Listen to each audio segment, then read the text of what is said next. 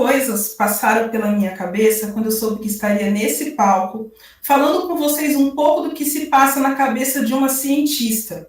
Mais do que isso, uma cientista empreendedora. Eu sempre fui uma pessoa muito curiosa, não somente com aquela curiosidade investigativa dos porquês, mas curiosidade experimental, de querer colocar a mão na massa e muito de observação. Uma das primeiras observações que eu fiz foi justamente a meu respeito. Eu observei que estudar direito não faria de mim uma pessoa com um brilho nos olhos que eu achava que faria. Talvez por eu estar fazendo aquilo apenas por ser uma profissão um pouco mais tradicional. Isso aconteceu quando eu fui apresentada à ciência no finalzinho do ensino fundamental. Eu vi que aquela disciplina poderia me dar respostas. E respostas para perguntas que eu mesma poderia formular. Então, eu comecei a me encantar pela ciência. E esse encanto pela ciência, ele na verdade veio com o mesmo questionamento do momento em que eu percebi que talvez criar soluções e o meu lugar no laboratório eram coisas que estavam um pouquinho fora de sintonia naquele momento. Bom, em 2008, quando eu concluí o curso técnico em Química e parti para o curso bacharel em Química, eu tinha certeza que só de estar dentro de um laboratório, isso já faria de mim uma cientista. Ledo engano, isso não aconteceu. Eu comecei a me sentir como uma estranha dentro do meu ambiente de trabalho. Eu já trabalhava em laboratórios de indústria na época, e isso aconteceu quando eu literalmente parava e observava pela janela. Eu observava as pessoas, os bairros, nos observava como sociedade. E a partir daí eu entendi que existem tantos problemas e tão poucas ou tão complexas soluções que me senti uma estranha naquele local não era pelo que eu estava fazendo, mas justamente pelo porquê eu estava fazendo. Então, eu preciso aqui fazer um paralelo. O que acontece na vida de um cientista é que muitas vezes a gente precisa realmente pesquisar, faz uma pesquisa para uma tese, para um trabalho, e é um percurso que pode levar meses ou até mesmo anos. E no meio desse percurso, às vezes a gente encontra um assunto que chama muito a nossa atenção. E a gente quer ir a fundo, até porque a gente quer ver se aquilo faz algum sentido. Só que esse assunto às vezes não está muito relacionado a essa tese principal. Então a gente meio que guarda numa caixinha para ver depois, pesquisar depois. E o que acontece com esse ver depois e pesquisar depois é muito porque um dos recursos que falta para um cientista é o recurso financeiro. Então a gente se apega muito àquela pesquisa que está sendo financiada ou aquela pesquisa de trabalho para dar continuidade e realmente deixa esse assunto interessante num modo de espera. O que acontece é que eu não quis esperar. Eu não quis esperar a partir do momento que eu percebi, a partir de pesquisas, que os metais pesados, além de muitos riscos à saúde, eles chegavam a nós de muitas formas. Na área de cosméticos, o que me chamou muita atenção, na contaminação do solo, e o que realmente me deixou preocupada e muito instigada, na alimentação. Desde que eu notei a quantidade de metais pesados nas frutas, verduras e legumes, eu quis pesquisar isso muito a fundo. Eu já trabalhava em laboratórios e por isso eu consegui fazer um teste ou outro, fazer uma pesquisa ou outra dentro desses laboratórios que eu já trabalhava, e isso obviamente não aconteceu com o tempo, com a velocidade que eu precisava para ter embasamento, porque quando a gente acha que está descobrindo algo, que a gente precisa de embasamento para poder levar isso para as pessoas com mais assertividade, levar isso para a academia com pesquisa ou até mesmo para o mercado. E esse percurso durou mais ou menos 4 anos, porque eu realmente estava na faculdade e por trabalhar durante o período universitário, num curso que era para ser matutino, acabou sendo diurno, eu não tive como aplicar essa pesquisa para o meu trabalho de conclusão final e nem para algum processo de iniciação científica. Então, mais uma vez, eu guardei essa pesquisa no bolso, porém, sempre atenta aos testes e as pesquisas que eu estava fazendo de modo paralelo, para ter certeza que isso poderia, no futuro, me garantir uma pesquisa maior. Fazendo aqui, então, uma proximidade entre a vida de um cientista e a vida de um empreendedor, o que acontece é que, às vezes, a gente precisa encontrar um MVP, que é o mínimo produto viável para aquela solução. E eu encontrei esse mínimo produto viável. Eu cheguei em uma solução líquida que removia até 65% dos metais pesados e agroquímicos das frutas, verduras e legumes. E a partir disso, a partir desse experimento, a partir dessa solução, eu fiquei numa dúvida. Eu levo isso novamente para a academia e tento alguma outra pesquisa, alguma outra forma de deixar isso no meio acadêmico ou para o mercado.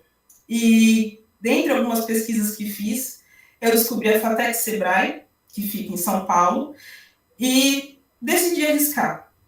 Eu decidi me colocar novamente nesse lugar de me sentir uma estranha.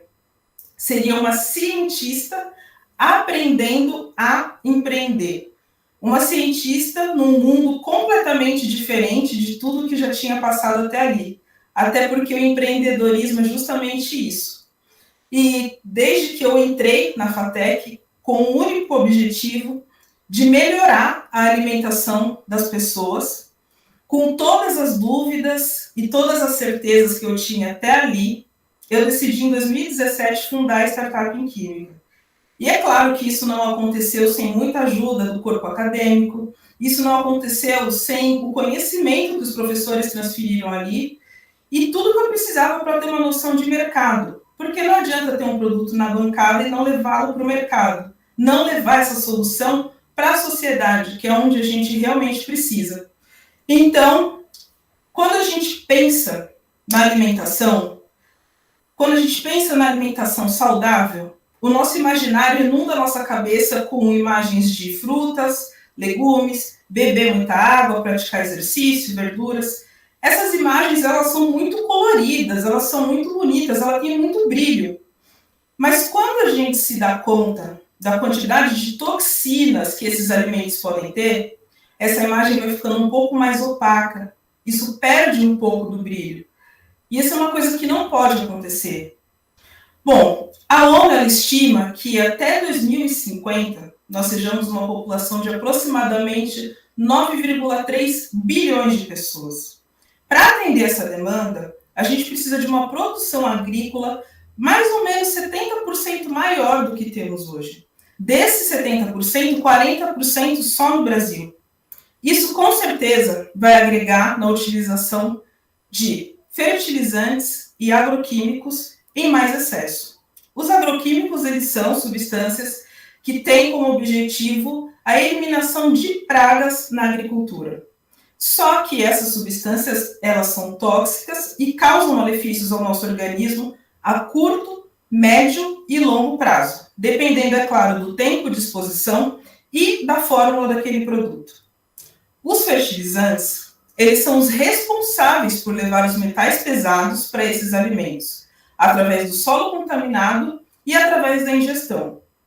Os fertilizantes, no primeiro momento, eles podem parecer algo bom, porque eles têm como finalidade entregar para o solo o que ele tem de deficiência de alguns nutrientes, e assim melhorando a produção agrícola. O que acontece é, novamente, a má utilização e o excesso da utilização desse produto faz com que alguns metais cheguem ao nosso organismo.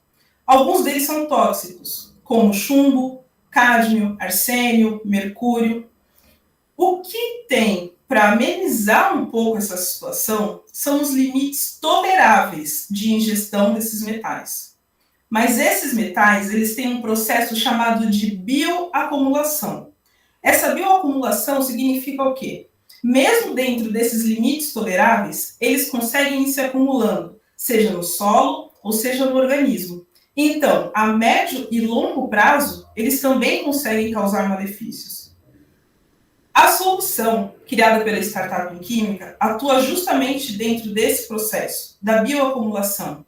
minimizando e reduzindo os metais pesados nos alimentos antes da sua ingestão. Isso faz com que eles cheguem com um limite menor no organismo. E mesmo depois da utilização da solução, quando a gente termina de purificar o alimento, é claro que o resíduo vai voltar para o meio ambiente. Só que o metal pesado, ele já passou por um processo químico chamado de quelação, que, explicando a grosso modo, é como se esse metal fosse encapsulado por uma bolha. Então, nesse processo, ele não é capaz de transmitir os mesmos malefícios que ele transmitia antes de passar por essa purificação. Essa é a solução criada pela Startup em Química e é muito para além disso. Nós não queremos e não podemos atrelar a ideia de uma alimentação saudável, de uma alimentação de qualidade, ao fato dela muito provavelmente não ser tão saudável assim.